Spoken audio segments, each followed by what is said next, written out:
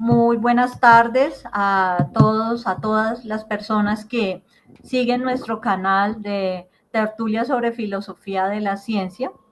Este es un espacio que mmm, cada semana llevamos a cabo el grupo de investigación Filociencia.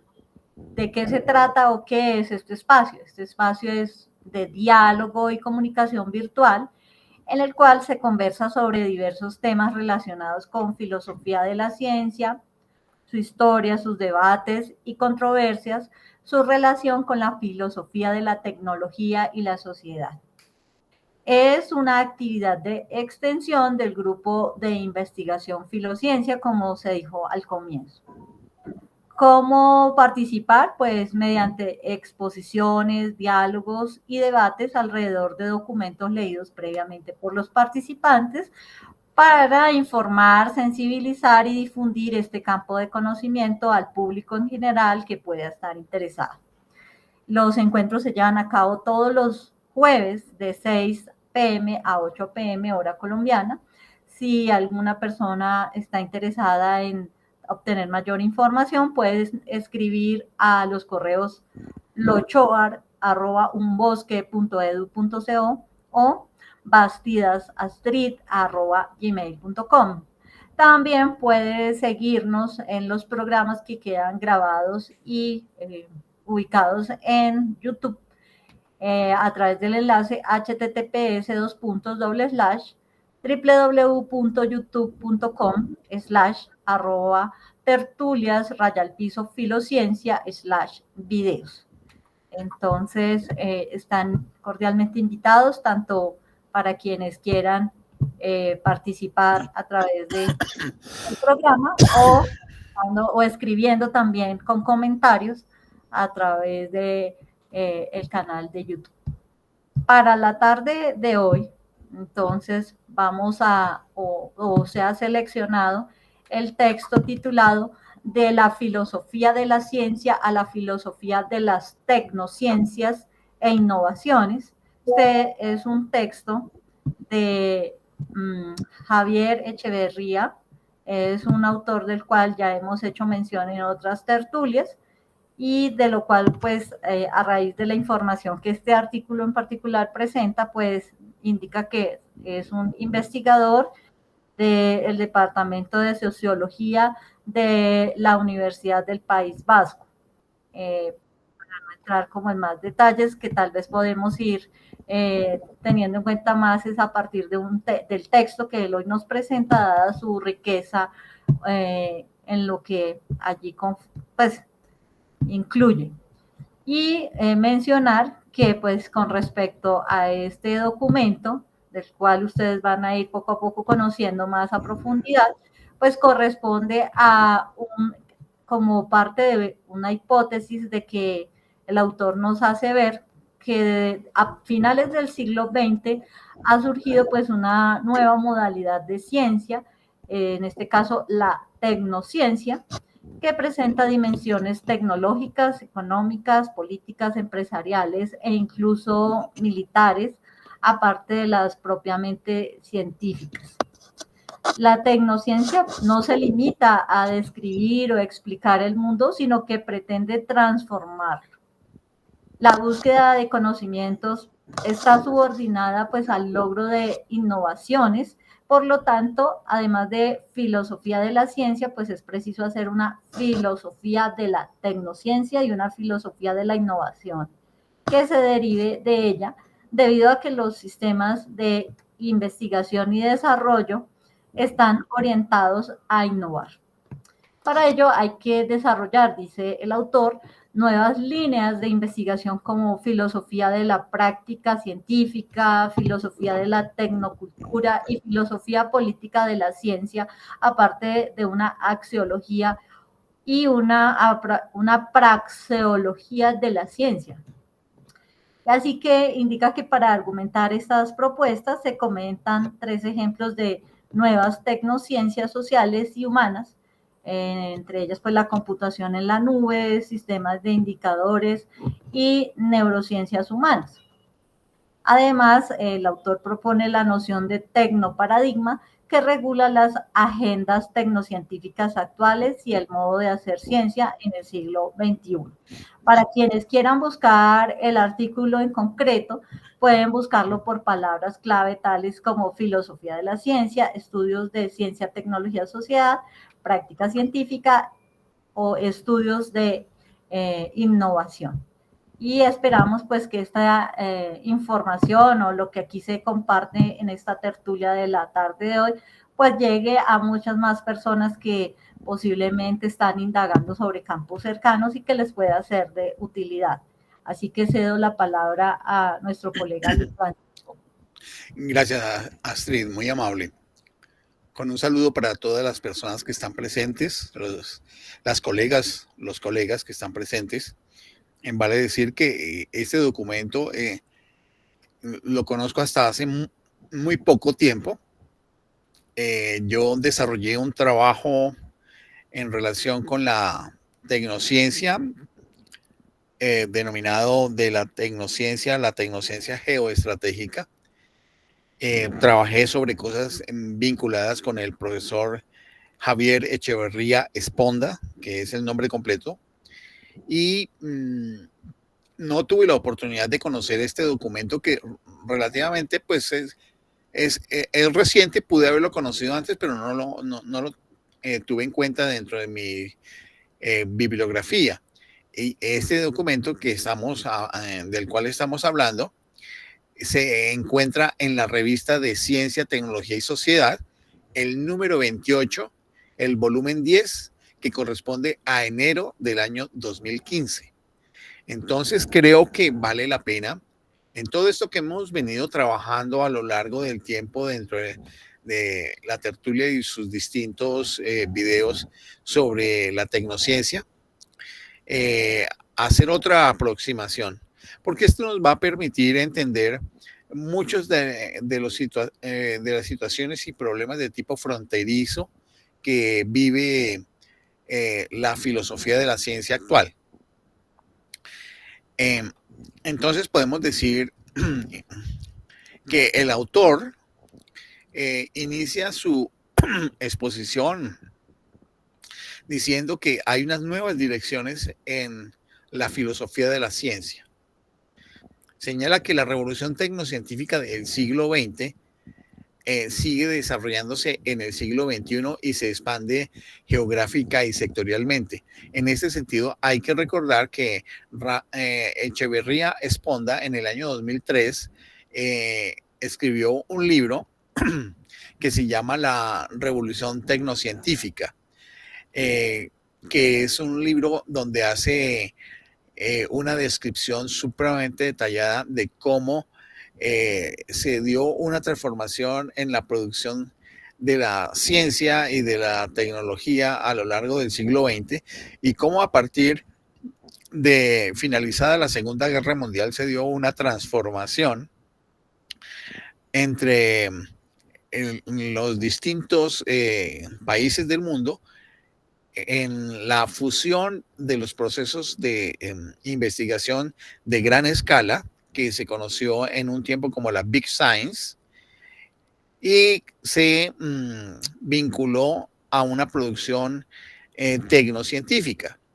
La expresión Big Science viene desde los años 60, relacionado con la producción de carácter industrial del conocimiento científico, cosa que en alguna medida nuestro compañero John de la Goldsmith de Londres había señalado hace 8 días sobre el carácter industrial de la producción del conocimiento científico, que corresponde pues a este concepto de la Big Science. Teniendo en cuenta esto, pues entonces esta publicación del año 2003 tiene toda la carta de presentación por parte de Echeverría Esponda del concepto de revolución tecnocientífica y del concepto de tecnociencia. Por supuesto, en el documento de la tecnociencia geoestratégica que publiqué en el 2021, aparece también una caracterización de lo que se concibe como tecnociencia y en esa medida hay una definición supremamente documentada de los orígenes del concepto tecnociencia que va hasta de los años 50, donde estamos hablando de algunos aportes de Gaston Bachelard con la fenomenotécnica que trata en ese momento de explicitar lo que estaba sucediendo ya en los años 50. Muy bien. Entonces continúa aquí nuestro autor diciendo que está en pleno auge en los ámbitos científicos donde surgió la tecnociencia, campos como la matemática, la física, la astronomía, la química, la biología y la medicina. Y dice que permea cada vez más las ciencias sociales y las ciencias humanas. En el caso de las tecnociencias físico-naturales, han surgido nuevos ámbitos para la investigación. El programa NBIC, Nano Bioinfo Cogno, de la National Science Foundation del año 2002, supuso un auténtico revulsivo, y no solo porque indujo programas similares en otros países, sino porque animó a las empresas y agencias tecnocientíficas a investigar los nanocosmos, los pequeños cosmos, incluidos los sistemas perceptivos y cognitivos, que están en la base de cualquier modalidad del conocimiento. Entonces, los actuales programas de el mapa cerebral en los Estados Unidos y el cerebro humano en la Unión Europea suponen un auténtico desafío para la filosofía. Posiblemente dejarán fuera de lugar muchas de las especulaciones en el campo de la filosofía de la mente y de la filosofía del lenguaje.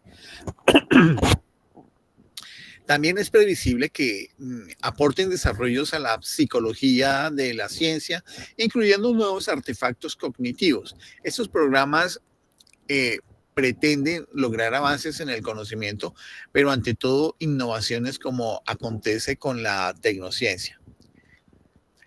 Por su parte, las tecnociencias militares se han seguido desarrollando lejos del escrutinio público, sobre todo en los Estados Unidos, pero también en China, Rusia y otros países emergentes con una gran infraestructura industrial y capacidad militar.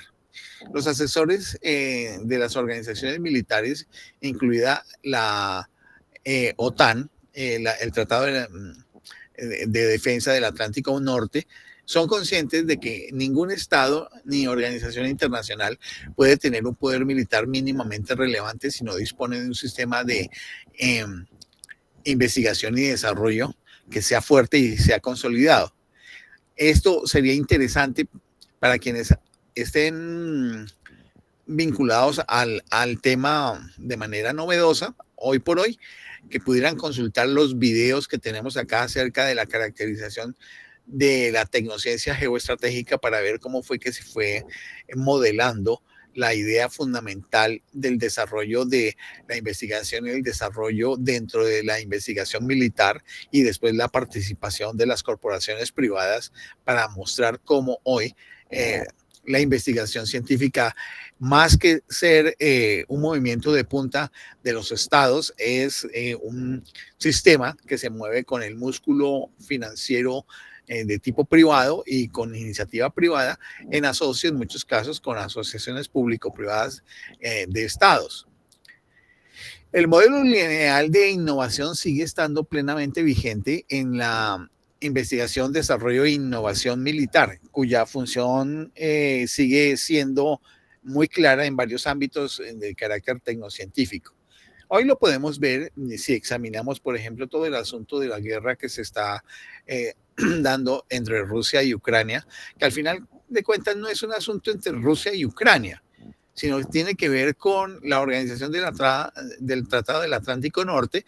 Estamos hablando Europa y Estados Unidos, con respecto a su interés expansionista, con respecto a la actitud defensiva acusada de expansionista por la OTAN de Rusia, por parte de Rusia.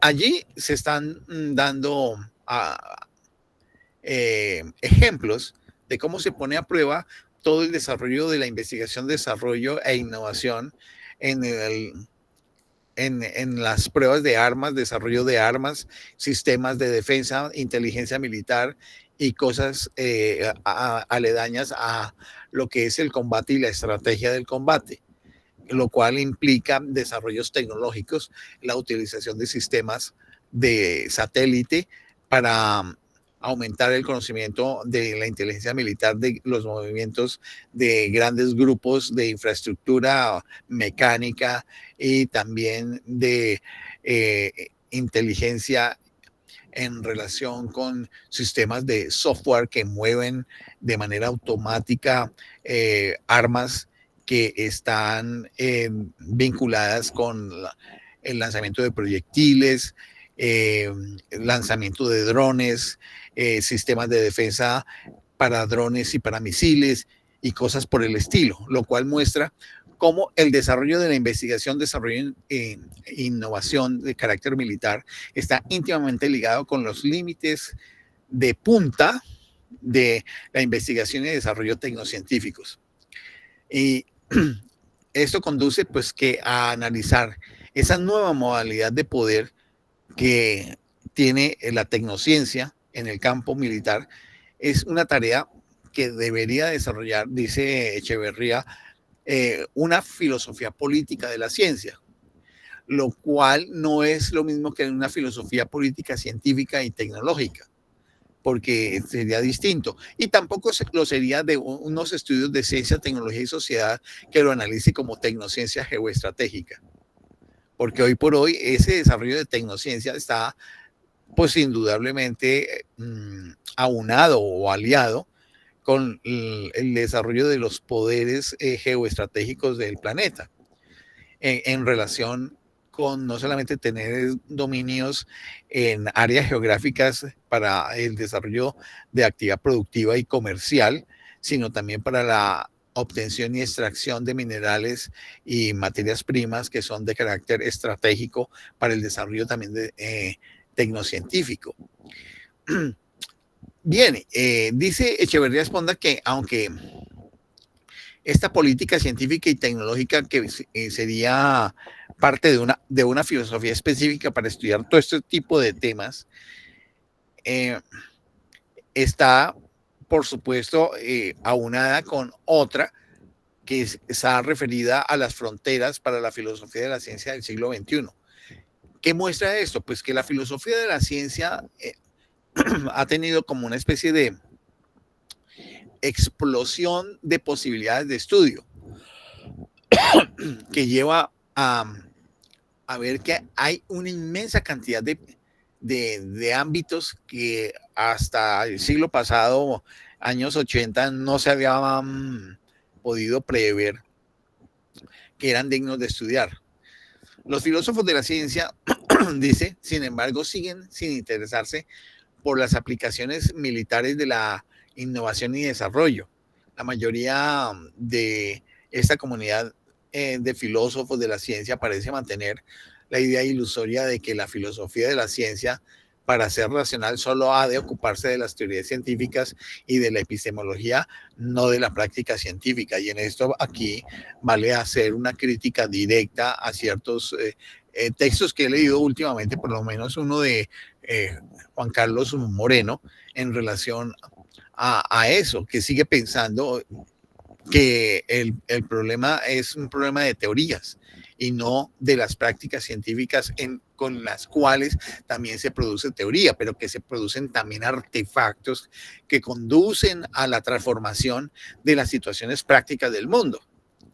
Y en ese sentido vemos, porque hay otras personas como yo que piensan que mucho de la comunidad, muchas de los miembros de la comunidad académica de la filosofía de la ciencia siguen pensando a la antigua, a lo clásico de lo que se observaba en el siglo XX como estudios naturales de la filosofía de la ciencia, cuando solamente se miraban las estructuras lógico-semánticas y lógico-sintácticas de las teorías. Y hoy hay que mirar una inmensa cantidad de cosas adicionales a eso. Nadie va a negar que se seguirán estudiando cosas de ese carácter, de orden teórico, pero también hay otros elementos que están emergiendo como parte de la dinámica transformativa en la cual el mundo está en el día de hoy. Dice Echeverría Esponda que la antigua distinción de Reichenbach del Círculo de Berlín, que era cercano al Círculo de Viena, entre el contexto de descubrimiento y el contexto de justificación sigue teniendo una influencia perniciosa en el ámbito de la comunidad de filósofos de la ciencia, al reducir la ciencia a una determinada modalidad de conocimiento y solamente es el conocimiento teórico.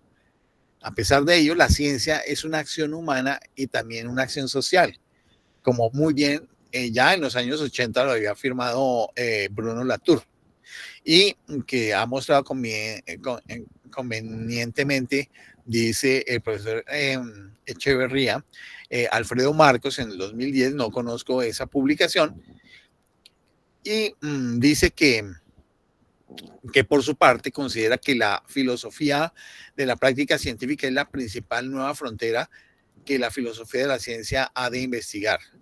En este sentido, hay organizaciones internacionales como la Asociación de Filósofos de la Ciencia centrados en prácticas, de la cual pues yo hago parte como miembro. Es una organización que es de Europa.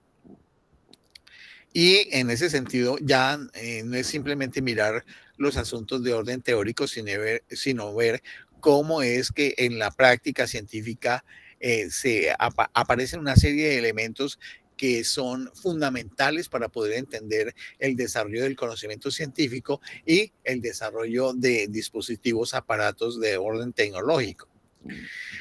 Hay otros autores latinoamericanos, dice en su momento el profesor Echeverría, que también trabajan en esa dirección y menciona a Martínez, a León Olivé, a Esteban y Martínez y a Marcos. Independientemente de las creencias y dogmas que mantienen muchos filósofos de la ciencia, lo decisivo es que las tecnociencias del siglo XX son todavía más amplias y relevantes en el siglo XXI, razón por la cual es indispensable hacer filosofía de las tecnociencias. Y él dice que es preferible decirlo así, en plural, porque las tecnociencias no forman parte de ningún género natural, aunque compartan características comunes. Siempre están basadas en conocimiento científico, pero ante todo, estas disciplinas son proactivas. ¿Eso qué quiere decir? Que pretenden cambiar el mundo, ya sea el mundo natural, el mundo social, el mundo humano o el mundo artificial, y no solamente conocerlo. Entonces ya va más allá de simplemente producir teoría, sino de ver cómo es ese conocimiento transformador del mundo. No en vano el valor que guía a estas tecnociencias es el componente de la innovación. No se limitan a interpretar y explicar los fenómenos, sino que promueven nuevos fenómenos y en particular innovaciones tecnológicas. Y cuando se habla de que promueven nuevos fenómenos, aquí estamos recordando unas ideas que ya desde el año 2007 en las conferencias en Taiwán que hizo Ian Hacking, él señalaba el asunto de cómo construir fenómenos.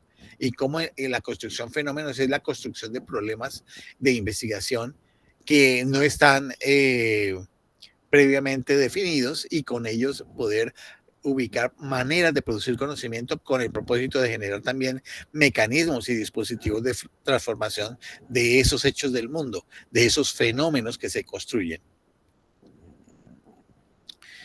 La filosofía de las tecnociencias que el profesor Echeverría propugna es de carácter realista, puesto que acepta que las acciones tecnocientíficas son factores causales en las transformaciones que experimentan los mundos, entiéndase, sociales, naturales, económicos e incluso los militares, y ello mediante causas eficientes, por decirlo en los términos clásicos aristotélicos. Muchos de los mundos actuales, por ejemplo, la Internet, la televisión o las tarjetas de crédito, han sido tecnocientíficamente construidas gracias a la colaboración activa entre los usuarios, entiéndase, el conjunto de los miembros de la sociedad, los propios científicos, ingenieros, técnicos, empresarios, inversores, gestores del conocimiento, políticos, periodistas, abogados o juristas y en algunos casos también los militares. Todos estos agentes tienen sus conocimientos específicos que confluyen en productos que están relacionados con proyectos que son conjuntos, que si son bien gestionados y tienen éxito social, pues transforman el mundo en mayor o en menor grado y escala, incluida la escala nanométrica, es decir, la escala de las ínfimas dimensiones, llamémoslo así, de, del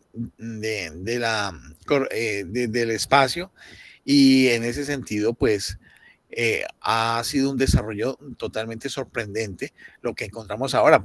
Ejemplo es lo de los nanochips, que son los circuitos que ahora se están utilizando para los niveles de tecnologías de alto desarrollo, donde estamos hablando de producción de chips, es decir, de nanocircuitos de 5 nanómetros. Y ya sabemos que un nanómetro es una millonésima de milímetro. En suma, la agencia tecnocientífica desborda ampliamente a las comunidades científicas de las cuales hablaba por su parte Robert Merton y Thomas Kuhn, y la ciencia académica, y pone en juego diferentes tipos de conocimientos. Otra razón más a favor de la filosofía de las agencias tecnocientíficas y no solo de las teorías científicas, es que la filosofía de la ciencia ha de analizar la estructura de la práctica científica y en particular la estructura y la dinámica de los tecnoparadigmas, que es un concepto que también pues acuña Echeverría, el cual permite regir las agendas de las propias tecnociencias, que son como ámbitos en los cuales se dan los desarrollos de toda la planeación de las áreas tecnocientíficas que existen.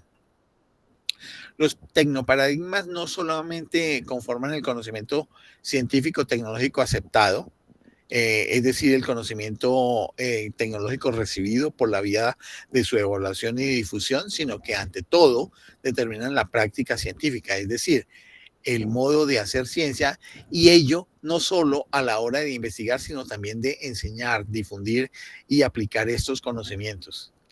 Los tecnoparadigmas, dice Echeverría, comportan el conocimiento, desde luego, pero no solo del tipo de conocer qué o conocer por qué, sino también de conocer cómo, y así como conocer cuándo, conocer dónde y conocer por parte de quién, que son los elementos más importantes para muchas de las tecnociencias, habida cuenta de los elementos de transformación, que es el propósito fundamental de las tecnociencias, de transformar el mundo. En particular para las tecnociencias sociales se abre también un gran capítulo en el cual pues todos estos elementos del conocimiento práctico y transformativo sucede o acontece. En otras palabras, las tecnociencias son conjuntos de producción de conocimiento y acción proactivos y pueden ser considerados como integrantes de las ciencias reguladoras de las que habló Sheila Jasanoff, señala Echeverría Esponda. Por supuesto, aportan otro modo de producción de conocimiento, pero la tecnociencia no solo transforma la producción de conocimiento, sino también la distribución, el almacenamiento, la difusión, la utilización y la evaluación. En ese sentido, entonces vemos que no puede estar ajena la tecnociencia de lo que es la dinámica de la producción de bienes y servicios, que es parte de la economía de mercado que tenemos en el mundo globalizado actualmente. Dice Echeverría Esponda que, en suma, Las tecnociencias han transformado toda la cadena de valor de las ciencias en cada uno de sus eslabones. Por eso no bastan los valores epistémicos ni la epistemología para hacer filosofía de la ciencia en el siglo XXI. Y esta es una de las críticas que yo le he hecho al profesor Juan Carlos Moreno, y pues de paso, pues en nuestros diálogos con Astrid, claro, entendemos que hay unos compromisos académicos de parte de nuestra colega Astrid con respecto a lo que tiene que desarrollar en su proyecto, pero que en ese sentido, pues sigue quedándose corto. Bien, aparece otro elemento dentro de la exposición del profesor Echeverría, que él denomina las nuevas tecnociencias. La tecnociencia ha experimentado cambios importantes durante la primera década del siglo XXI, dice, porque se ha expandido a otros ámbitos del conocimiento, generando nuevas tecnociencias. Dice que por parte de él sigue pensando que el avance de la tecnociencia conlleva a la colonización, capitalización y en su caso privatización de buena parte del conocimiento científico-tecnológico. Dice que por retomar la metáfora de Vannevar Bush en su Science, The Endless Frontier de 1945, la tecnociencia está colonizando esa frontera sin fin, cuando menos parte de ella. Quiero comentarles que Vannevar Bush fue uno de los pilares en el establecimiento del programa del Proyecto Manhattan, que después se convirtió, por supuesto, en un asesor del presidente Truman en la política de desarrollo científico y tecnológico de los Estados Unidos. Y es a partir de ellos, de los planteamientos de Vannevar Bush, que aparecen los sistemas de planeamiento de la ciencia y la tecnología, y donde ya toma cuerpo lo que después se llamaría la Big Science. Es bien interesante poder entender cómo es que va surgiendo entonces históricamente toda esta serie de elementos conceptuales para entender lo que hoy es la tecnociencia.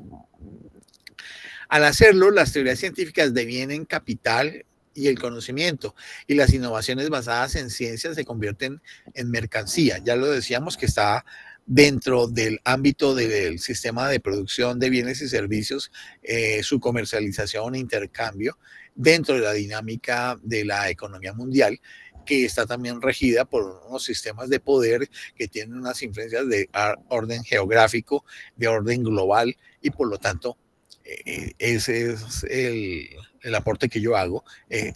Eso es de carácter geoestratégico. Este fenómeno resulta más claro en el siglo presente, dice Echeverría, que en el siglo anterior. También hay utilizaciones novedosas del conocimiento como herramienta de poder económico, político y militar, con lo que se hacen presentes las otras tres dimensiones de las tecnociencias, aparte de las dimensiones científica y tecnológica.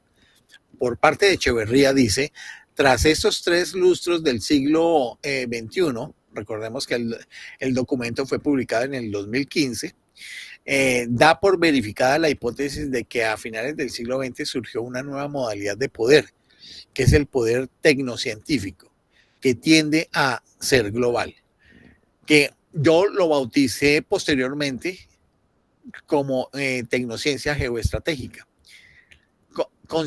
Considera que los filósofos de la ciencia han de centrarse en la filosofía política de la ciencia, como algunos colegas mexicanos ya han empezado a hacer en los últimos años, y vuelve a reiterar en el caso de León Olivé, de Velasco, de López Beltrán.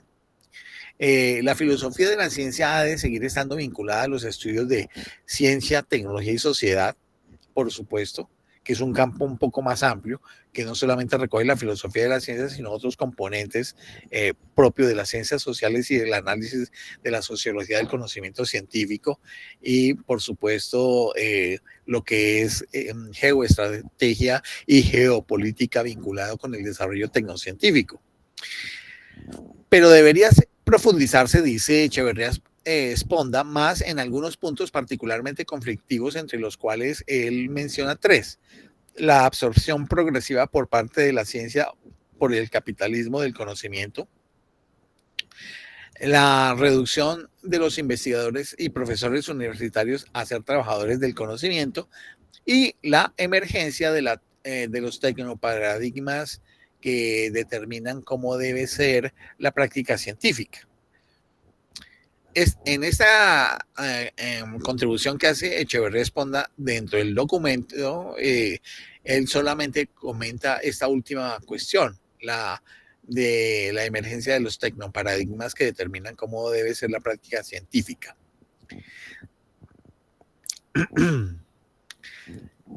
Dice que piensa que la filosofía de la ciencia ha de incluir a la tecnociencia entre sus ámbitos de reflexión, analizándola desde perspectivas políticas, sociales y axiológicas, no solo ontológicas, epistemológicas, semánticas o metodológicas.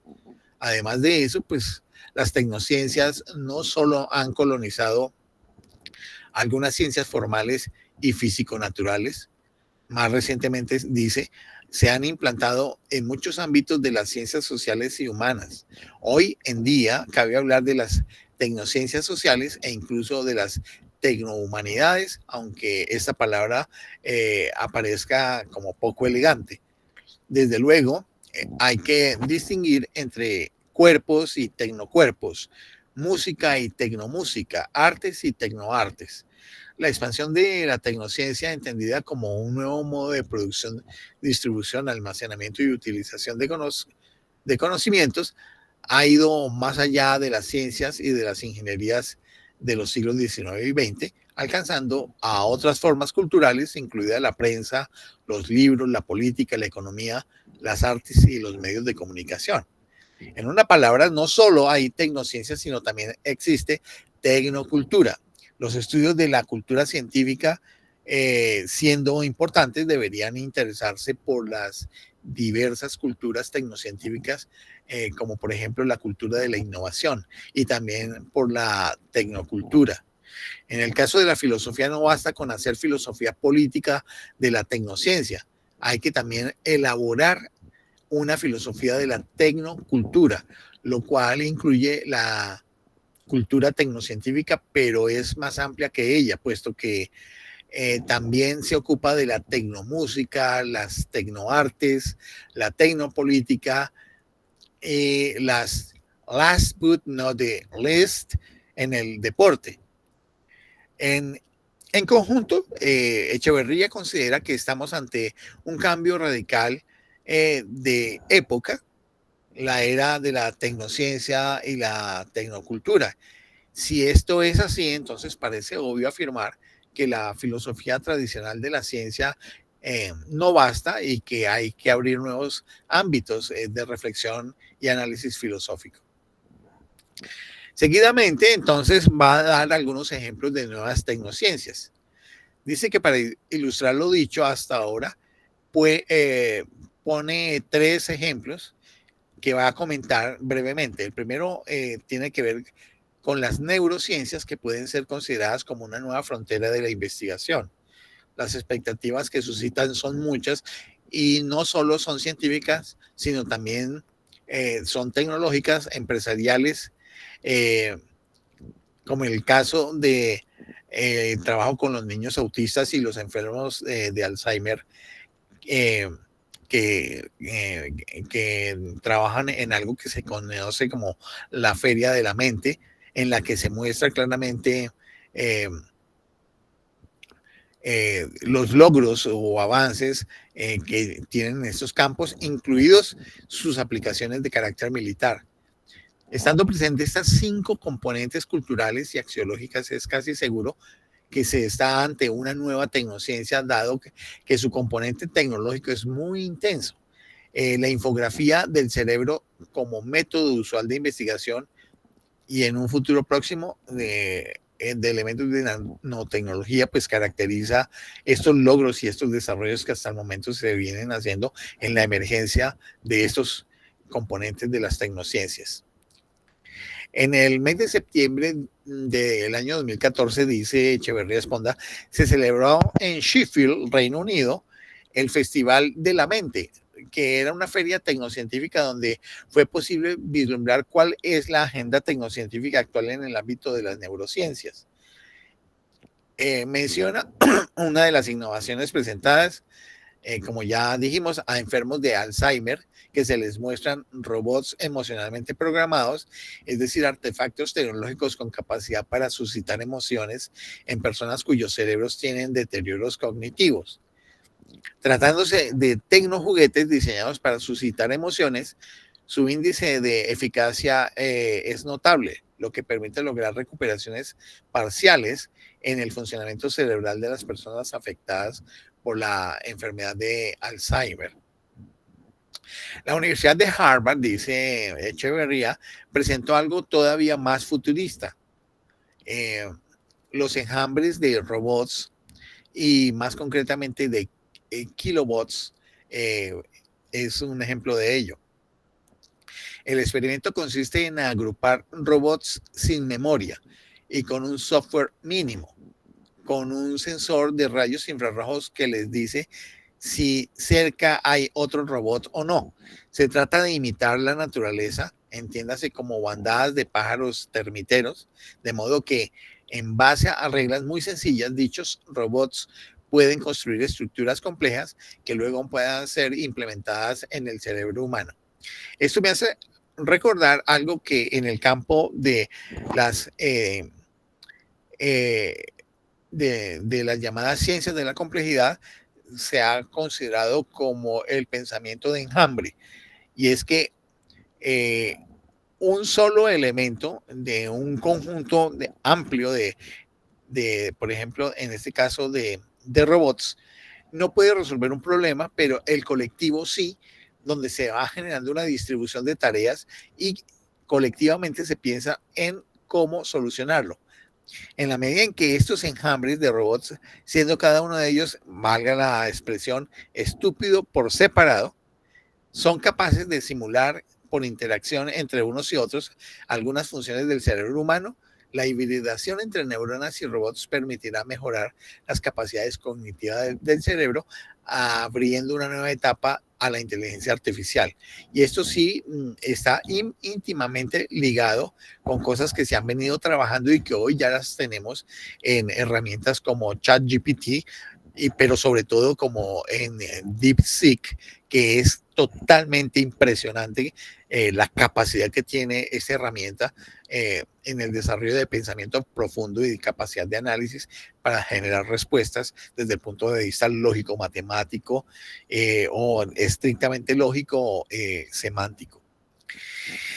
Lo importante, dice Echeverría Esponda, de esta tecnología experimental es la agenda a la que apunta, que es la de construir tecnoneuronas, es decir, neuronas tecnológicamente asistidas que puedan paliar algunas disfunciones cerebrales y mejorar otras. De hecho, esto está bastante avanzado hoy con la emergencia de las distintas herramientas de inteligencia artificial para distintos tipos de aplicaciones. Señala que en el año 2002 el proyecto NBIC incorporó la construcción de cerebros artificiales a la agenda tecnocientífica. Que se logre el objetivo o no está por verlo, dice Echeverría. Lo importante es la agenda misma que marca la dirección a seguir. El programa lo que pretende es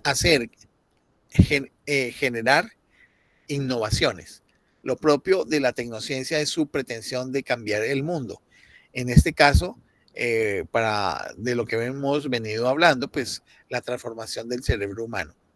Tal y como se plantea el experimento presentado en Sheffield, en la feria esta que mencionábamos, se quiere paliar las enfermedades de degeneración o enfermedades relacionadas con el trastorno cerebral.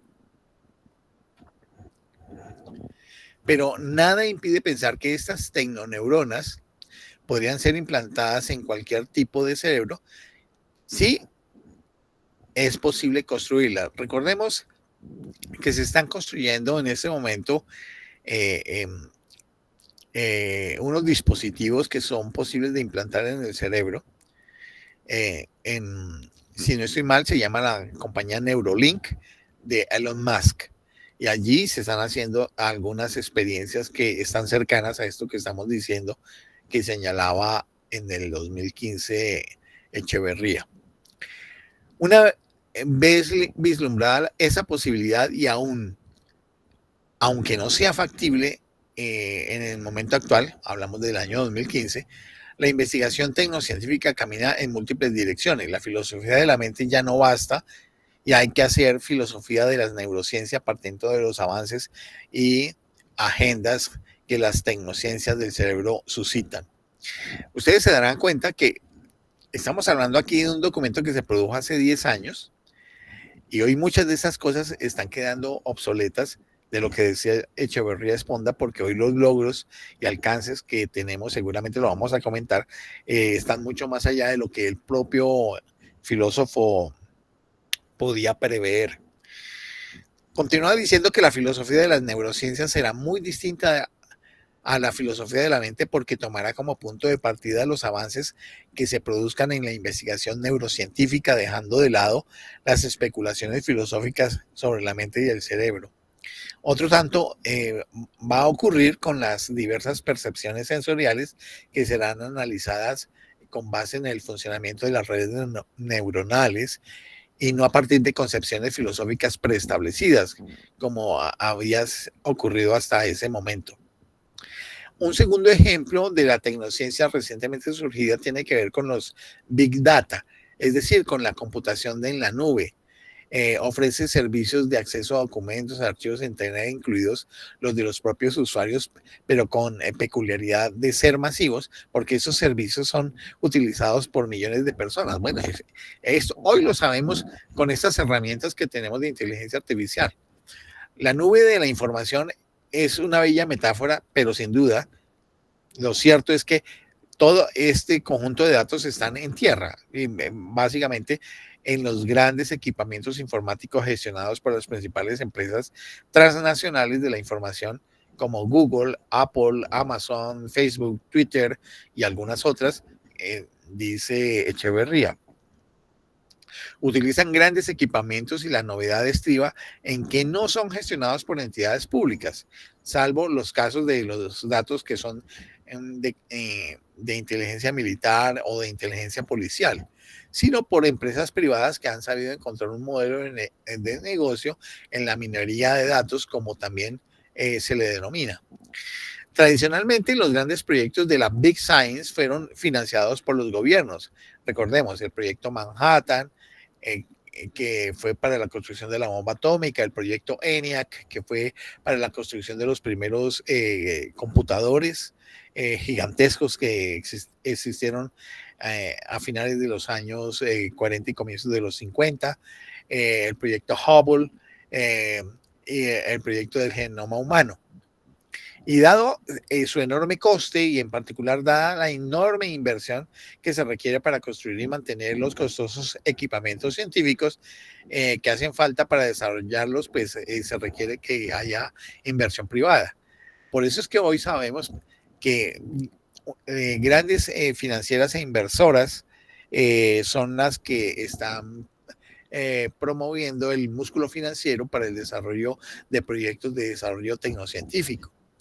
Ahorita estoy recordando una que es supremamente potente, que está en múltiples campos de la producción, que es la agencia de inversión BlackRock. Pero no es solamente esas, existen decenas de estas organizaciones, algunas que pertenecen a unos mismos dueños, pero que se diversifican para actuar en distintos campos de la financiación del desarrollo tecnocientífico. La novedad, dice Echeverría Esponda, es que en el siglo XXI la iniciativa privada está asumiendo los costos dice que de parte de la Big Science. Hoy por hoy es de un inmenso porcentaje de la Big Science, de la ciencia industrial. Los considera como una inversión que puede ser rentable en el caso de los Big Data y en otros campos, por ejemplo, en todo lo que tiene que ver con la investigación en biotecnología y todo lo que tiene que ver con la industria farmacéutica y desarrollos de biotecnología, donde han desarrollado incluso sin haberlo consultado suficientemente con las autoridades de los países, cierto tipo de armas que son de carácter biológico. Una de ellas, por todo lo que se ha ido indagando, está relacionado con lo que aconteció entre el año 2020 y 2023-24 en el mundo, que generó que se hiciera una acción mundial que ustedes saben que llevaron a que a muchas personas en el mundo las pincharan y les inocularan cierto tipo de sustancia, supuestamente para prevenir que fuesen contaminadas o para combatir lo que se construyó, parece ser, en laboratorios de manera artificial, una variación de cierto tipo de virus que no menciono en detalle, pero que ustedes pueden comprender a qué se refiere, habida cuenta de que no censuren el video. También se habla de un nuevo sector industrial, las industrias de la ciencia, basado precisamente en la construcción, gestión y mantenimiento de los grandes equipamientos científicos que hacen falta para que avance la investigación científica en algunas áreas del conocimiento. El ejemplo más reciente es el descubrimiento del bosón de Higgs, que eso fue en el año 2012 en el CERN europeo, que no hay duda de que se trata de un gran avance científico, pero también es cierto que el CERN constituye uno de los principales ejemplos de agencia tecnocientífica con financiación también pública, por lo menos en Europa. Recordemos que el CERN se empezó desde el año 1954, por supuesto con la participación de muchos países de Europa, pero hoy hace parte de toda una comunidad internacional de todos los continentes. En el caso de los Big Data, lo notable es que Google y las empresas tecnocientíficas semejantes han sabido encontrar un importante nicho de negocio en la acumulación de los datos y la información, la cual se convierte en capital, como hace años lo mostró Manuel Castells en una publicación del año 96.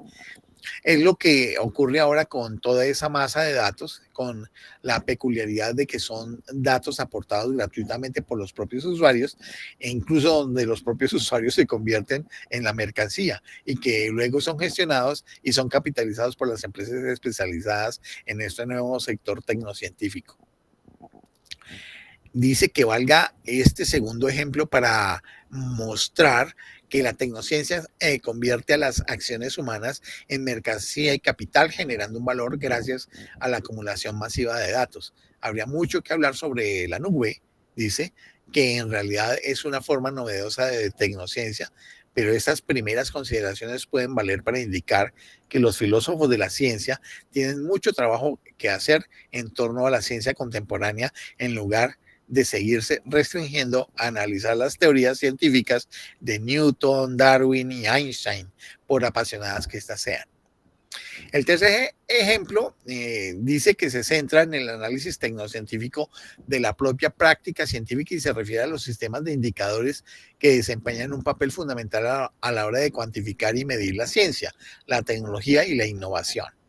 Los resultados de la investigación científica suelen ser artículos y valen más aquellos que se publican en revistas indexadas, cuyos índices de impacto son medidos por empresas privadas como Thomson Reuters, antes ISI, Scopus, que ya la hemos mencionado aquí muchas veces, y otras muchas, incluidas algunas agencias gubernamentales como la European Science Foundation, que intervienen en todo esto.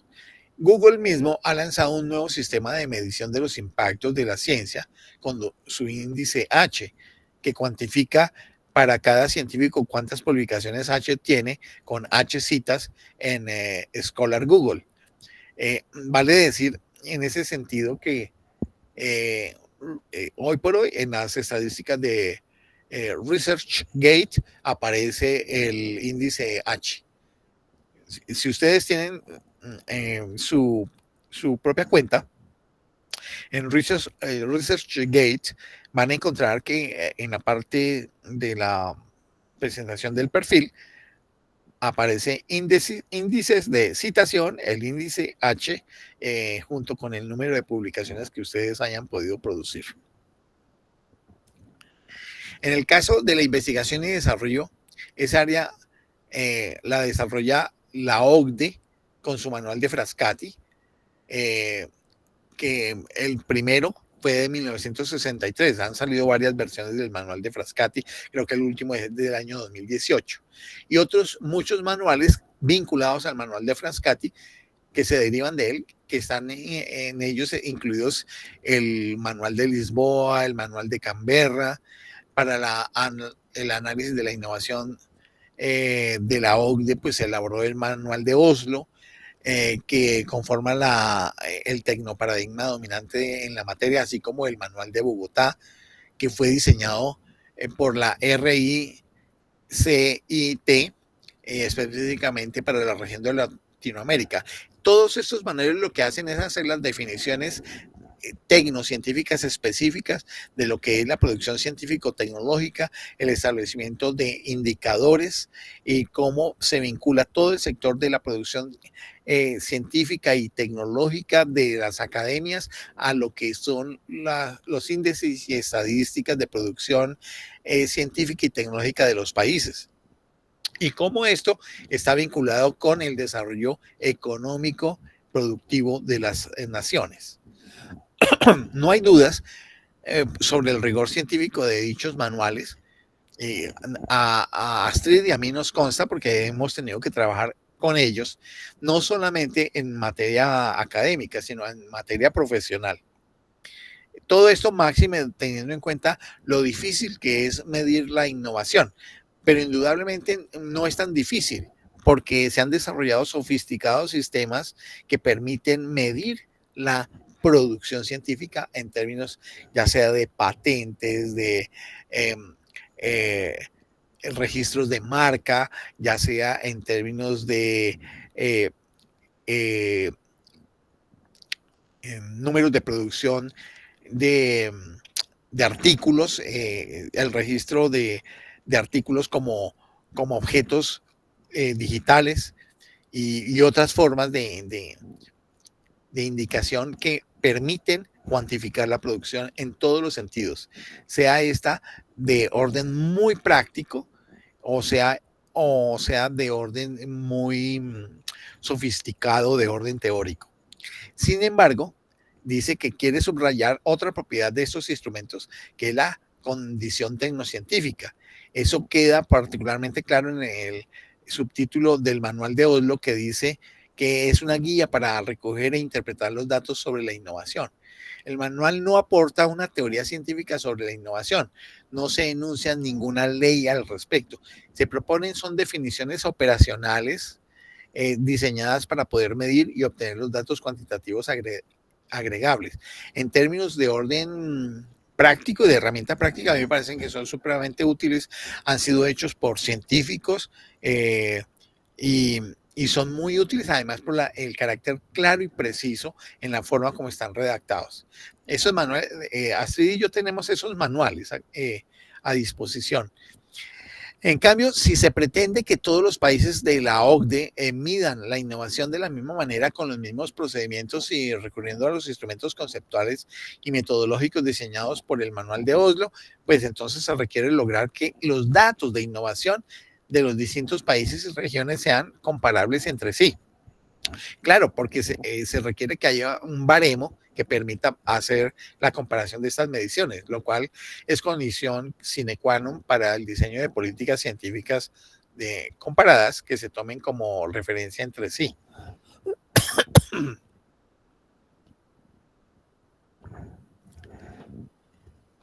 Bien, dice que una vez he logrado eso, tras introducir sistemas de indicadores, los sistemas nacionales y regionales de innovación, pues son comparables, pudiendo incluso definir clasificaciones entre ellos, al igual que entre las empresas y las organizaciones. El objetivo es saber quién innova y quién innova más. No se trata de buscar las causas, es decir, conocer por qué, y ni siquiera de saber qué es la innovación. El manual de Oslo solo se ocupa de las innovaciones generadas por empresas aunque reconoce que hay otras formas de innovación, no solamente empresariales. Su objetivo último consiste en determinar cómo hay que medir la innovación y cómo hay que operar luego esos datos. Para ello, pues los expertos que lo han elaborado aportaron mucho conocimiento procedente de diversas ciencias sociales. Pero el manual, como tal, es una herramienta que ayuda a actuar y más concretamente a diseñar políticas de innovación. Esto para el caso de los estados. En el caso de Colombia, pues yo he estado muy cerca de esto, porque cuando era funcionario de la Dirección de Planeación del Servicio Nacional de Aprendizaje, pues el SENA es una entidad que requiere estar vinculando todo el proceso productivo de los sectores de la economía con la formación de capital humano que permita responder a las necesidades de la producción del país. Y esto obliga a que, por ejemplo, se caracterice todo lo que tiene que ver con la producción tecnocientífica que ayuda al proceso productivo de las empresas.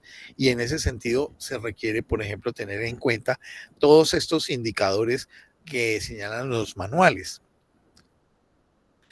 Otro tanto acontece, dice Echeverría Esponda, con los rankings universitarios e incluso con el índice de impactos y de citas de cada científico, pues puede tener en un momento dado una significación muy importante. Todas estas magnitudes son indicadores que apuntan a direcciones estratégicas de acción. Las tecnociencias son proactivas y los sistemas de indicadores no pretenden explicar ni comprender por qué un sector económico o un país es más innovador que otro. Pero tampoco se limitan a ser instrumentos descriptivos porque han sido diseñados con vistas a la práctica posterior para orientar acciones y estrategias de carácter empresarial, organizativas e institucionales. Esto pues con diferentes matices. ¿Es esto algo común a los diversos sistemas de indicadores, incluidos los de bienestar, los de felicidad, creatividad, por mencionar otras modalidades de las tecnociencias sociales?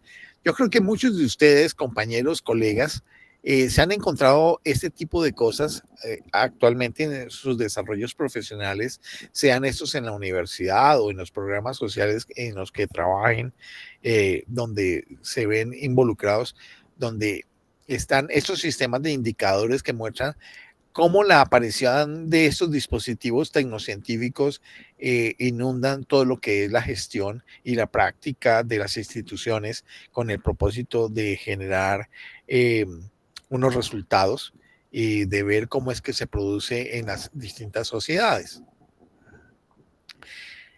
Bien, Echeverría Esponda sigue hablando con detalle, pues, de los indicadores y sus características y va concluyendo diciendo que a modo de conclusión, dice que las reflexiones que ha hecho pretenden abrir nuevas vías de investigación y de reflexión a la filosofía de la ciencia.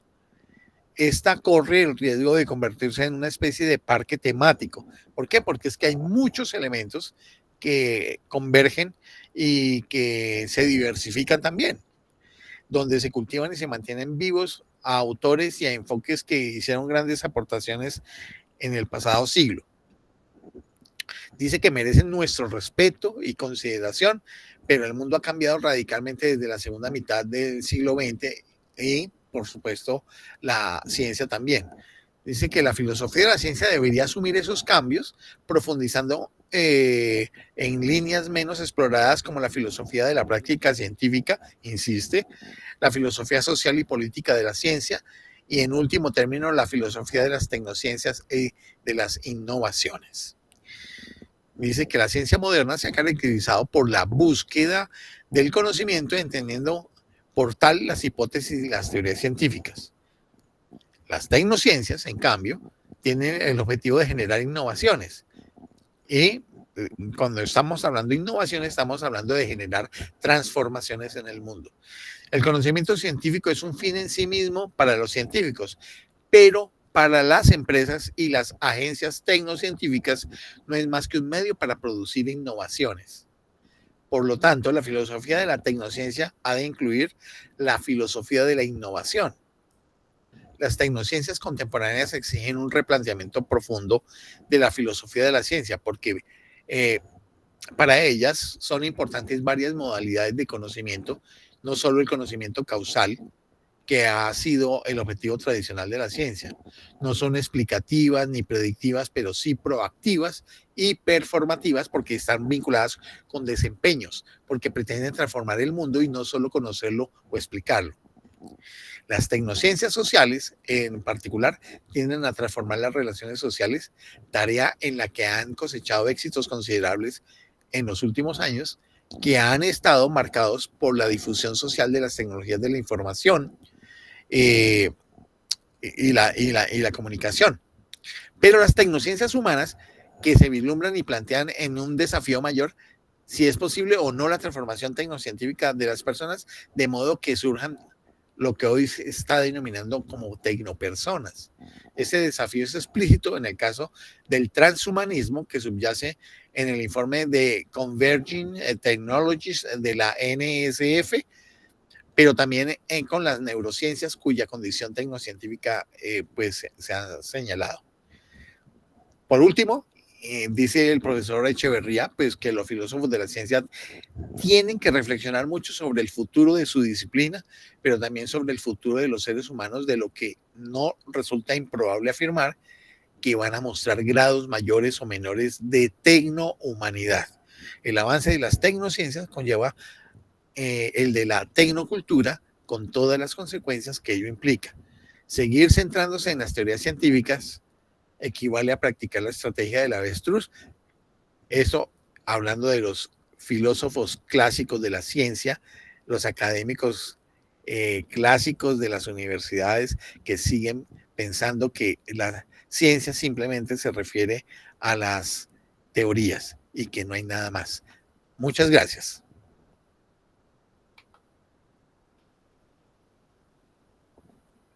Excelente y muy interesante cómo poco a poco esto nos lleva a esta reflexión final de la que estás como abriendo el espacio y que tiene que ver con las tecnopersonas, con el criterio de tecnopersonas y todo lo que es la forma como se programa o se dirige la educación o los sistemas de formación a niveles principalmente universitarios, que supondríamos de alguna manera estarían también gradualmente integrados en los niveles de educación básica y media.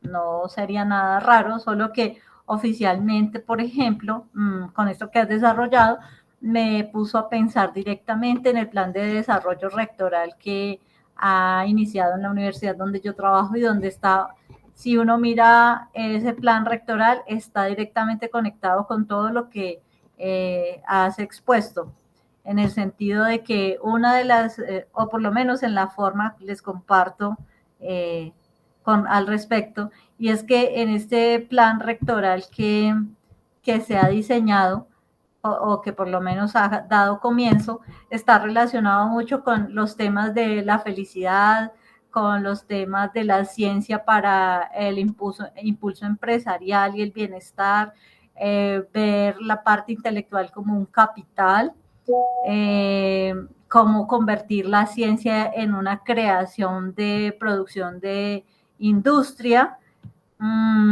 de cómo hacer que el aprendizaje se vuelva más una experiencia y en relación con una cultura de la experiencia misma en los centros, en el centro educativo, en hacer de todo esto una transformación digital estratégica, los procesos de seguridad industrial, de seguridad de la información, las tecnologías inmersivas para el aprendizaje, ¿qué otras cosas? Bueno, y me llamó mucho la atención, o siempre me ha llamado la atención en este plan, cuando hablan de la experiencia de la felicidad, pues yo sé que en el primer momento a la gente se le viene a la mente que es que se va a volver la universidad un sitio de diversión y de pasarla chévere, ¿no?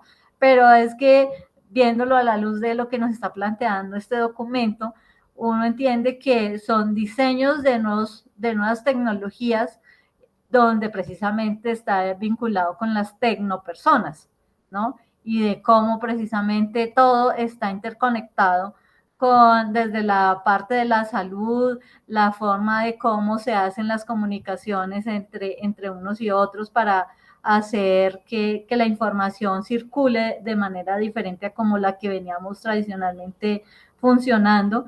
Y es interesante que aunque estuvo planteado ya por Echavarría hace unos cuantos años, hoy se esté viendo reflejado por esos planes educativos, por lo menos que para mí están en el cotidiano.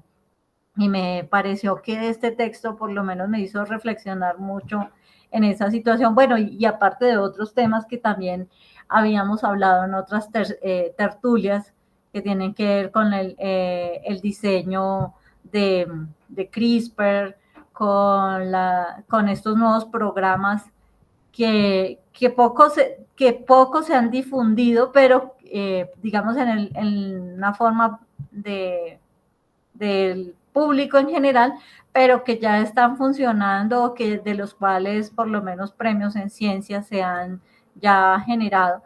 Y esto creo que es también parte de lo que estamos buscando con la tertulia de filociencia, y es que aquellos productos o conocimientos que están muchas veces que se han dejado solamente para las publicaciones científicas, también se puedan hacer como una divulgación en un entorno donde estamos poniendo como al alcance de una mayor cantidad de personas acerca de esta información.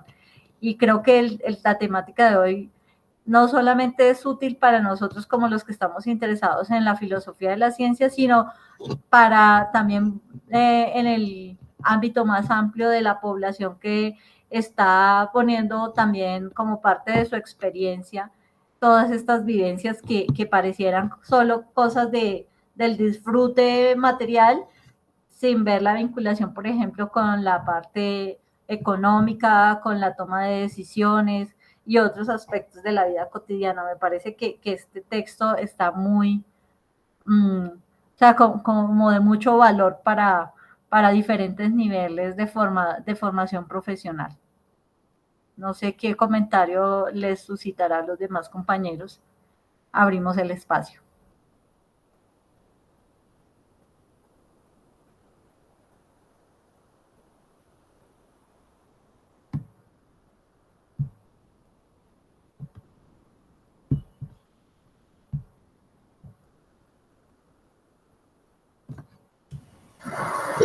Son cortos los comentarios. Sí, Bueno, señor. pues primero que todo, Francisco, agradecerte como siempre por tu excelente exposición, por cómo nos expones el tema y nos introduces en él, pues guiándonos un poco a través del texto y de lo que hemos venido leyendo a través de este tiempo. Y pues mientras leía y mientras hablabas un poco, mientras exponías esto, me hacía pensar en cómo la virtualidad se ha transformado en los últimos años y ha dejado de ser un campo totalmente subversivo a tornarse en un campo mucho más de interés capital, porque si bien primero nace con unos intereses plenamente geoestratégicos, hay una etapa en donde no se explota mucho su capital como su intención capital que se puede desarrollar, sino hasta el siglo XXI, casi que a comienzos de la segunda década, como en el 2011, 2015, es donde ya se empieza a desarrollar el capital tecnológico de estas virtualidades, que es precisamente donde empieza a escribir el autor y cómo en los últimos 10, 15 años esto ha explotado de una manera eh, casi que absurda. La forma en que la virtualidad ahora nos rodea de manera total, de cómo una persona hoy en día casi que no puede vivir desligado de la virtualidad, de redes sociales, de un teléfono inteligente a la mano. Entonces me es bien interesante a través de este texto cómo ese campo de la virtualidad se ha ido explotando y se ha ido haciendo cada vez mucho más capitalista, mucho más, no sé, como una extensión de los intereses privados propiamente. Uh-huh. Sería solo eso. Gracias, Camilo. No sé si a estos dos comentarios, Francisco, quieras hacer Sí, algún... no, Camilo está totalmente en lo cierto. Eh, en el desarrollo de la tecnociencia geoestratégica, eh, que produje en 2021, estoy diciendo que la producción de conocimiento científico y tecnológico está íntimamente vinculado con las dinámicas de la economía. Hoy por hoy ustedes se pueden dar cuenta, la generación de bienes y servicios en la dinámica de comercial del mundo está vinculada con el desarrollo tecnocientífico, la producción de automotores, en la producción de nanochips, en la producción de dispositivos y las guerras de las tarifas que ha impuesto el presidente de los Estados Unidos está vinculado con ello. Pero detrás de eso está toda esa infraestructura que tiene que ver con la producción tecnocientífica. Hoy por hoy el desarrollo tecnocientífico no está buscando entender teorías explicativas sobre cosas, sino cómo generar dispositivos que produzcan determinado tipo de efectos en la producción de bienes y servicios, donde hay una pugna por obtener las herramientas mucho más avanzadas en un sitio que en otro. La guerra, por ejemplo, entre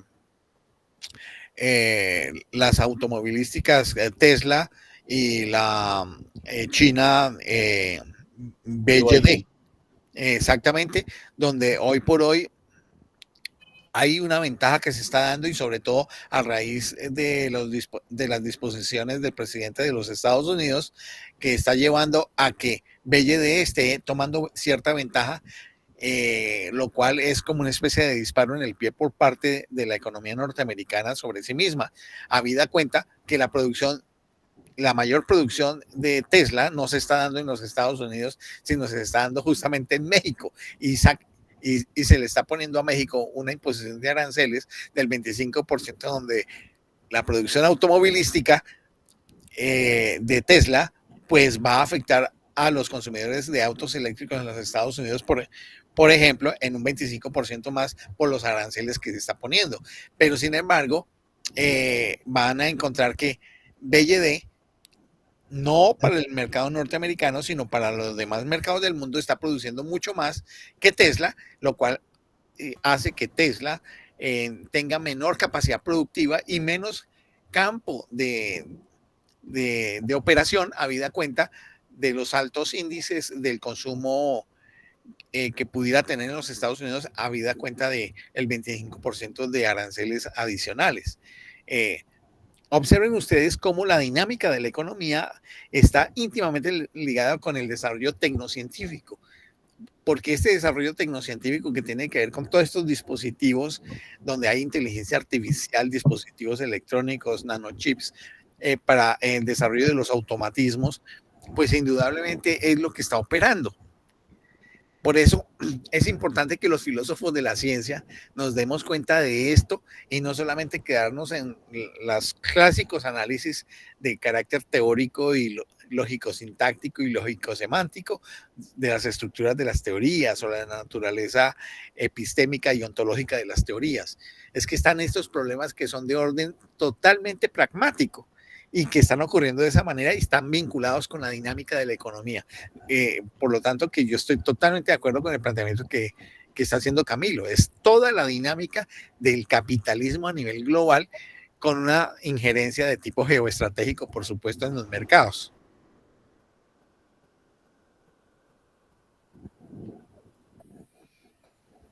¿Algún otro comentario?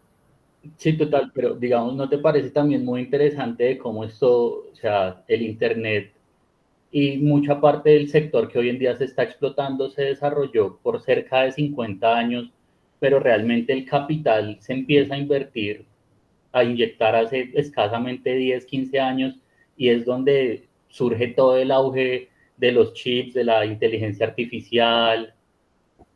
Sí, es decir, como que cuando hace 50 años todo empezó como una idea mucho más discreta de protección de datos gubernamentales, de inteligencia militar, Sí, y los que empiezan a utilizar estas redes son pequeños grupos subversivos. Y hasta hace 10, 15 años hay gente que empieza a explotar estas ideas con una intención capital, pero detrás de ello ya venía un desarrollo lento, pero ya venía un desarrollo de unas ideas bien interesantes que parece que habían pasado inadvertidas por la industria. Cierto, cierto. Es cuando se empieza a encontrar nuevas ideas de negocio. Parece, es que lo clave es cómo encontrar nuevas ideas de negocio en algo que ya existía, pero que no se había visto como negocio. Y eso es lo que ha venido surgiendo. Sí, señor. Diana levantó la mano. Sí, buenas noches. No, pues, primero, pues agradecerle a Francisco.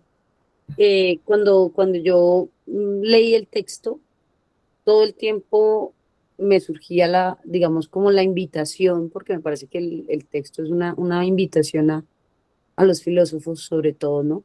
A repensar un poco su práctica filosófica y dónde concentrar su reflexión filosófica. Porque pues normalmente asumimos que debemos hacer pues una reflexión más de los discursos teóricos, no solamente desde el punto de vista de la filosofía de la ciencia, sino en general desde la filosofía en sí misma. Y nos hemos olvidado un poco de la reflexión en torno a las prácticas, ¿no? Y me parecía muy interesante, digamos, toda la propuesta de observar cómo, digamos, podríamos plantear una reflexión más enfocada en todas estas prácticas que de una u otra manera son las prácticas de la ciencia actual, ¿no? También. Y de cómo se construye y cómo se gestiona y cómo se administra la ciencia en la actualidad. Y me pareció una invitación muy interesante cuando estaba leyendo el texto. Y pues no pude evitar también pues, ver ahí como muchos elementos también, sí, un poco del pragmatismo y muchos elementos también de esa visión histórica y del modelo del paradigma de Kuhn, ¿no? Que además retoma él con su tecnoparadigma, con su concepto de tecnoparadigma. ¿Qué me hacía pensar en que definitivamente no podemos, o sea, no podemos tratar de que la filosofía de la ciencia siga centrándose en reflexiones muy al estilo de los siglos XIX, ¿cierto? Sino más bien en todos esos cambios y modelos que se han venido desarrollando y en verdad la ciencia de una manera diferente. Entonces, muy interesante el texto y muchas gracias.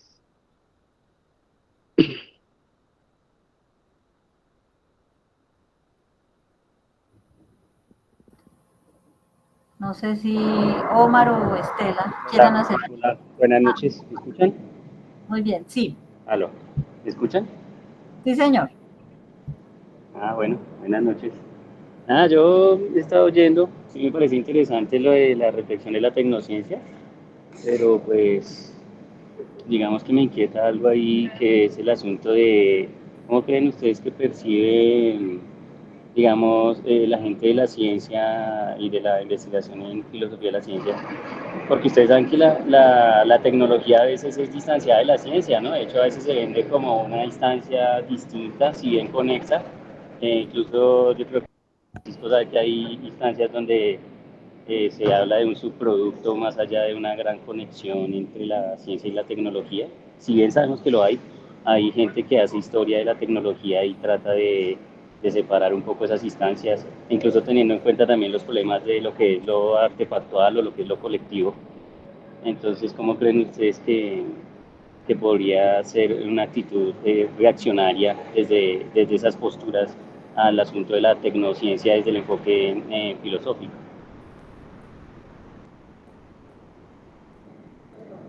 Podría ser un poco más explícito en la pregunta.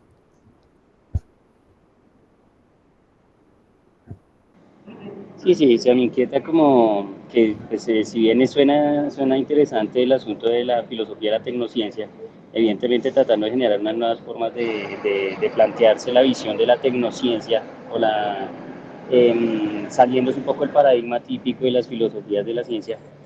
También sé que hay gente que hace filosofía de la tecnología, solo tecnología, pensando como tecnología y no como tecnociencia.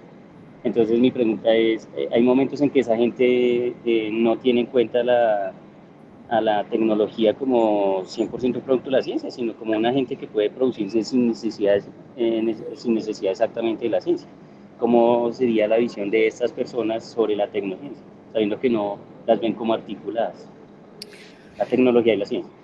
Bien, lo que sucede, si hay personas que hacen eso en el campo de la filosofía es porque seguramente pues desconocen una buena cantidad de fuentes y estudios que señalan eh, que desde finales del siglo XIX se empezó a hacer una relación directa entre la producción de conocimiento científico y el diseño y fabricación de dispositivos como parte de la utilización de los conocimientos científicos en términos prácticos. Y entonces hay una historia del desarrollo de la tecnociencia que es incipiente al principio.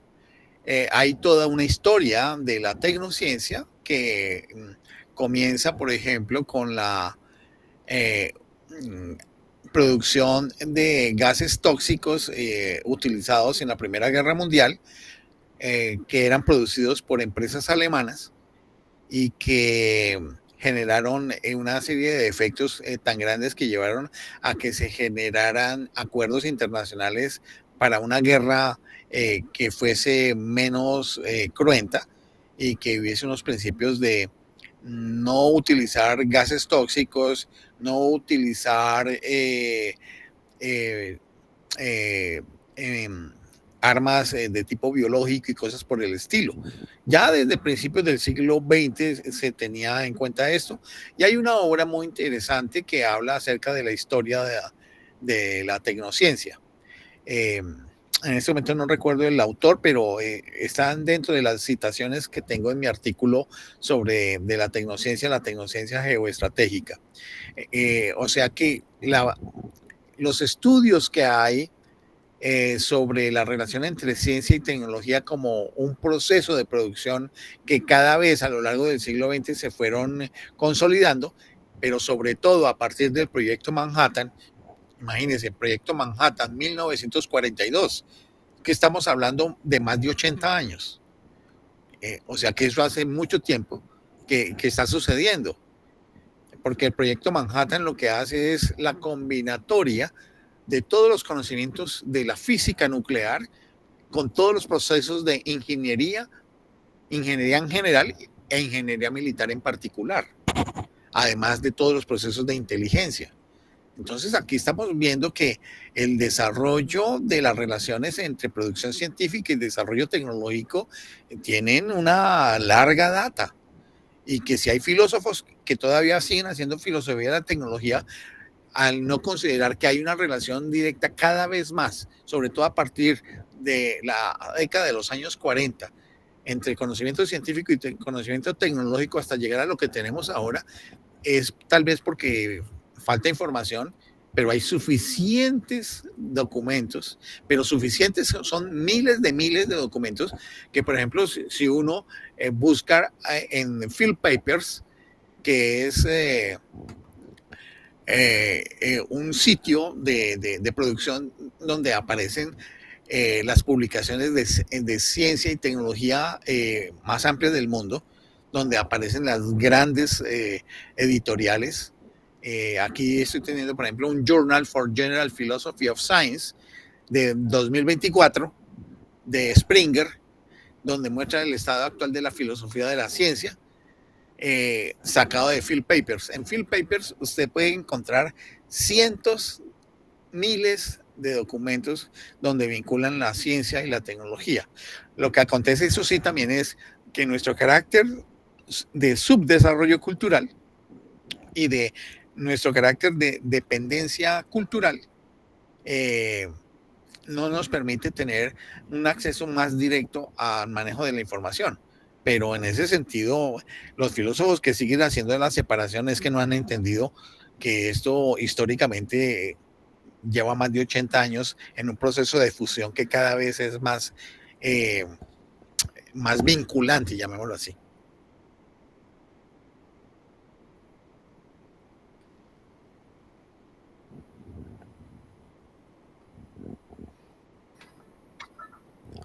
Gracias, Francisco, y gracias, Omar, por la intervención. No sé, Luz Estela, ¿quieres hacer hoy algún aporte, algún comentario?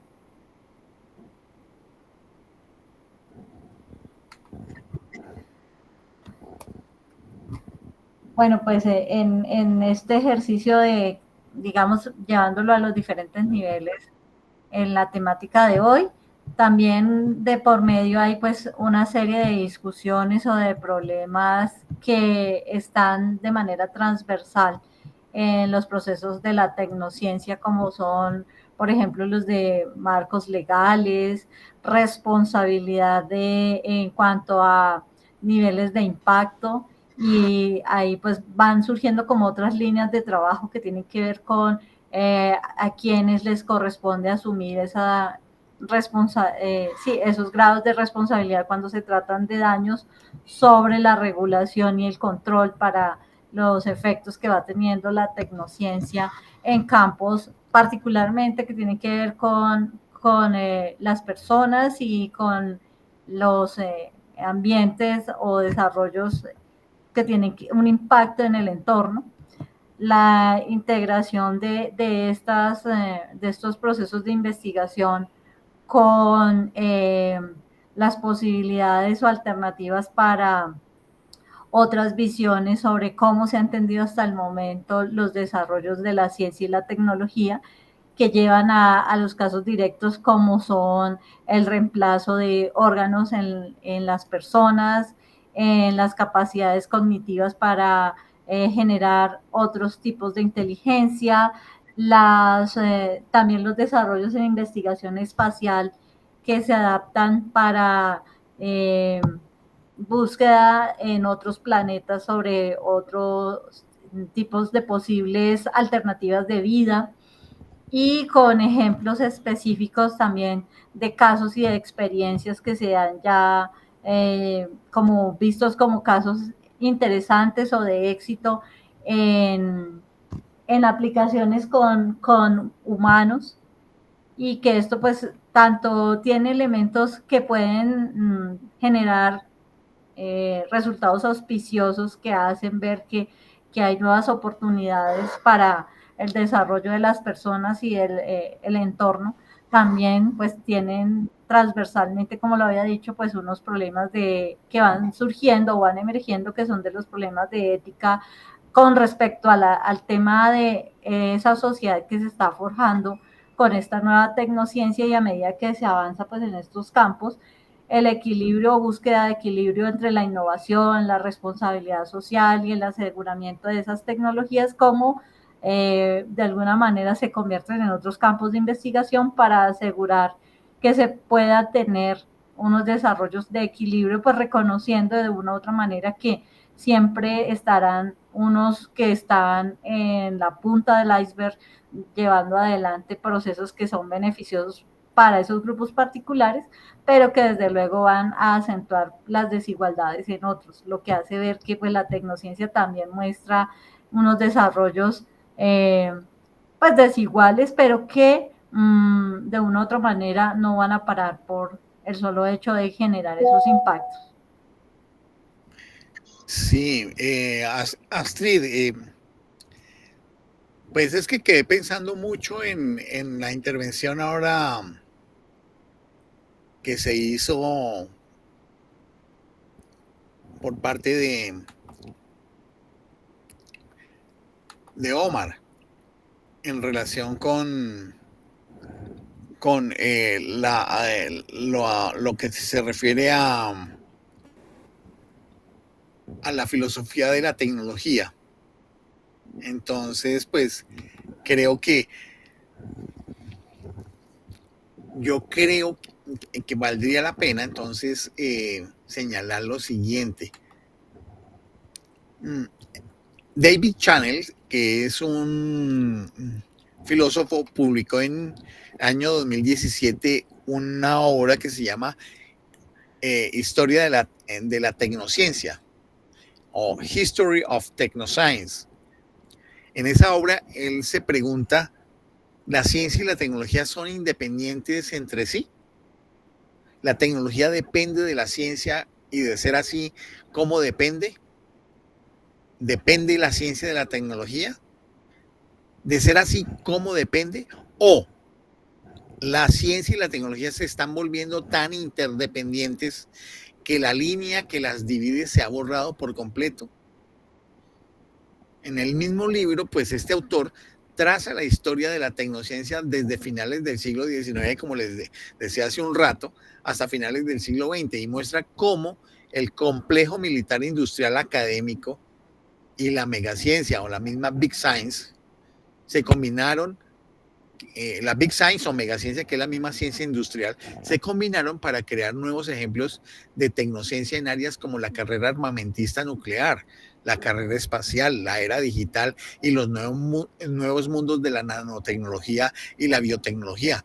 Todos estos campos necesariamente involucran conocimientos de ciencia, pero también desarrollo y dispositivos de ingeniería para la generación de aparatos, dispositivos y equipos. Es así que establece las relaciones entre los dos campos desde una perspectiva terminológica. Eso lo hace Chanel.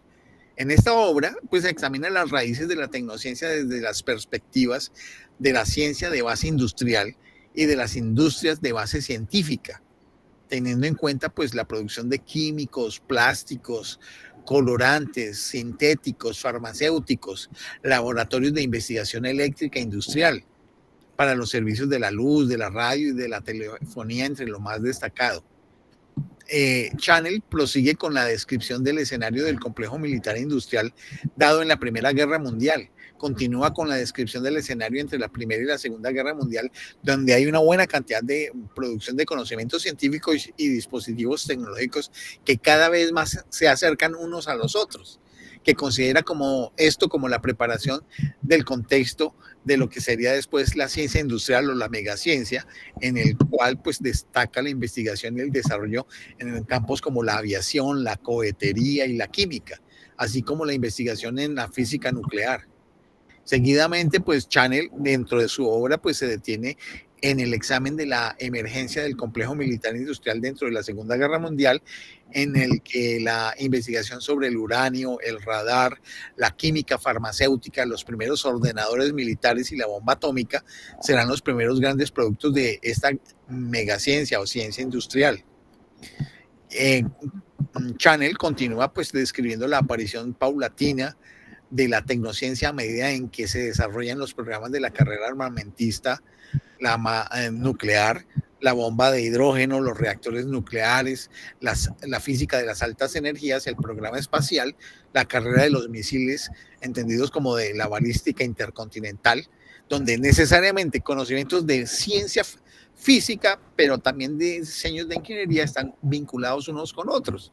La carrera espacial, la carrera por el primer alunizaje tripulado, la astronomía, la ciencia planetaria y la astrofísica. Analiza también el campo de la electrónica con el desarrollo de las computadoras de uso general, el desarrollo del transistor, los circuitos integrados y la informática, para que finalmente pues plantee el decurso de la ciencia hacia los descubrimientos de los llamados nuevos materiales, los láseres, la superconductividad y la nanotecnología. Y pues él finalmente en su obra pues diserta acerca de la biotecnología, en la que describe los avances en genética y en ella todo el proceso de la doble hélice, el código genético, la ingeniería genética y el proyecto del genoma humano, para concluir con algunas consideraciones alrededor del nuevo mundo que se abre alrededor de la tecnociencia. Todos estos elementos que acabo de señalar pues permiten entender que no es posible simplemente entender que por un lado está la ciencia y por el otro lado está la tecnología.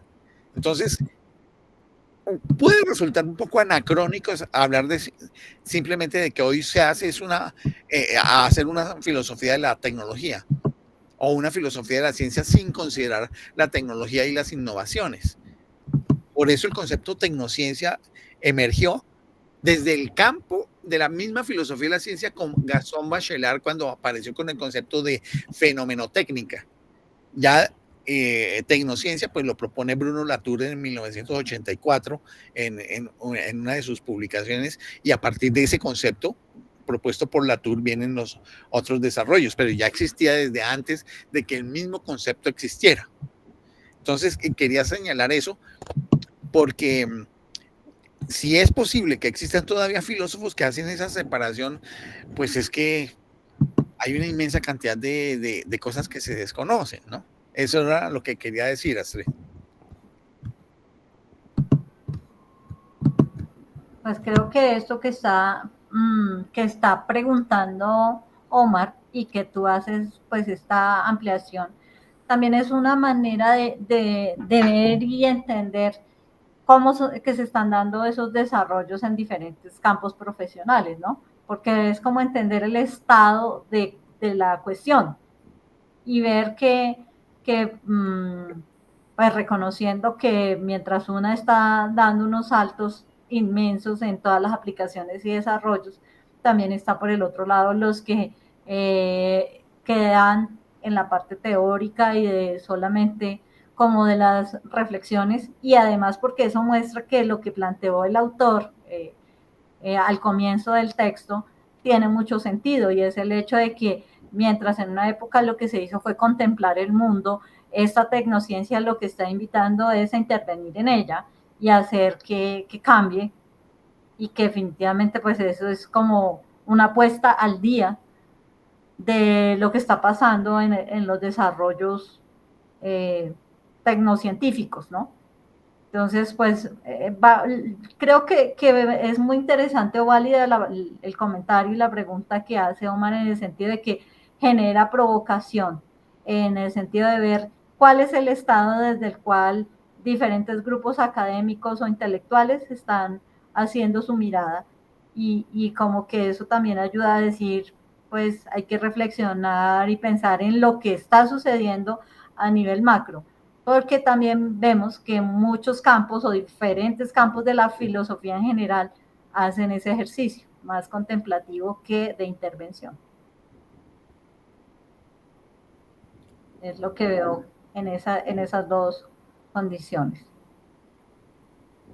Bueno, no sé si Francisco quiere hacer un último comentario o hacemos con ello como ir dando cierre a la tertulia de hoy, dado que pues ya cada uno ha ido haciendo como sus apreciaciones. No, pues yo agradezco pues la atención, la participación de los colegas, y no, yo no tendría más que decir, excepto que necesitamos estar en una puesta al día sobre el concepto de tecnociencia. Básicamente tecnociencia. Ahora, la tecnociencia se abre en otros campos también. La tecnociencia, incluido el campo que propuse geoestratégico, pero eso ya va a otros puntos ya más específicos. Pero la tecnociencia hoy por hoy es un fenómeno que no se puede desligar ni desconocer, porque su participación en la actividad humana es inevitable. Entonces, quería pues señalar eso. Gracias. Muy bien, entonces, gracias a los colegas, gracias también a los que ya estuvieron y de alguna manera pues tuvieron que retirarse por sus compromisos, y pues invitarles a que entonces estemos atentos a la próxima lectura que tengamos Sí. para la siguiente tertulia. Sí, pues había una cosa, Astrid, que era que nuestro colega John de la Universidad Goldsmith de Londres había dicho que él quería hacer una presentación de lo que había adquirido sobre conocimientos de teoría cuántica y cómo vincularlo a una explicación más cercana. Él había prometido eso y yo le dije que pues sería como para la próxima sesión. Entonces, pues yo tengo aquí unos documentos del 2024, uno y otro del 2022, de filosofía de la ciencia, que estarían para traducir y para enviarles, Pero pues antes de eso, pues sería como para cumplirle a John. No sé si te puedas comunicar con él. Claro, pero recordemos que él había dicho que le diéramos tiempo a que pasara una sustentación, era lo que yo le había también tienes toda la razón. Y Entonces, muy no sé. seguramente por eso también es posible que hoy no esté. Tienes razón, Astrid. No, entonces, seguramente puedo llegarles en 8 días que tengan documentos fresquitos. Creo que entre hoy y mañana voy a tomar la lectura de 2 artículos que no creo que sean largos. Voy a coger el más corto, lo traduzco para podérselos enviar. Ajá, y con eso pues también le vamos recordando en las comunicaciones a ver cómo está en su avance, si fue que estuvo en sustentación estos días o cómo está. Sí, no, está bien, Astrid, muy bien. Bueno, muchas gracias. Bueno, muchas gracias a ti por la presentación y voy entonces a parar la grabación.